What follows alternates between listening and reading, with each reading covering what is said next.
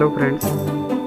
तर exactly fluid at rest काय असतं त्याच्यावरती आपल्याला आज बोलायचं आहे की फ्लुइड रेस्ट म्हणजे असा की आपण आत्तापर्यंत जर आपण नदी बघितली किंवा समुद्र बघितला किंवा वेगवेगळे तलाव बघितले तर तलावामधलं यांच्यासारखे जे काही पाणी आहे जे आपलं फ्लो होत राहतं फ्लुइड जो फ्लो आपण बघितला तर असं हे एक फ्लुइड आहे आपल्याकडे. हे फ्लुइड म्हणजे रेस्ट पोझिशनवरती असणारा फ्लुइडवरती आपल्याला बोलायचं आहे. याच्यामध्ये त्याने आपल्याला पहिले दिलं होतं की हायड्रोस्टॅटिक एक्झॅक्टली काय असतं. तर हे hydrostatic which deals with the properties कशाशी डील करतं प्रॉपर्टीज ऑफ द फ्लुइड सोबत डील करतं. कधी ॲट रेस्ट त्याला म्हटलं जातं हायड्रोस्टॅटिक.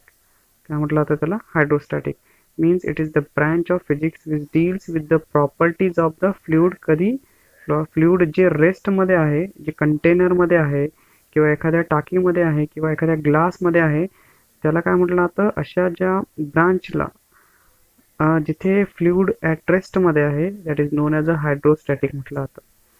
अशा हायड्रोस्टॅटिकमध्ये सगळ्यात पहिला त्याने टॉपिक दिला होता की प्रेशर नेमकं काय असतं.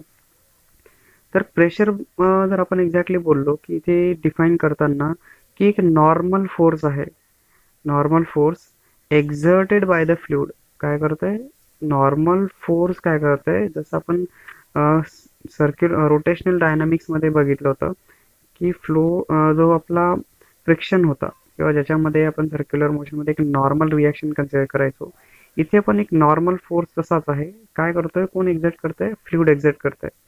कधी फ्लुइड कधी ॲट रेस्ट पण कशावरती पर युनिट सरफेस एरियावरती एक्झर्ट करतोय नॉर्मल फोर्स. कोण एक्झर्ट करतोय फ्लुइड एक्झर्ट करतोय. So here that a contact काय of a contact called a pressure त्याला काय म्हटलं जातं प्रेशर म्हटलं जातं. पण आता प्रेशर इज इक्वल्स टू आपण कन्सिडर करू की फोर्स अपॉन एरिया आहे. तर बेसिकली जर मी तुम्हाला याला समजवण्याचा प्रयत्न केला तर सपोज की हे माझ्याकडे एक साधा असा आपण पनीरचा तुकडा कन्सिडर करून घेऊ.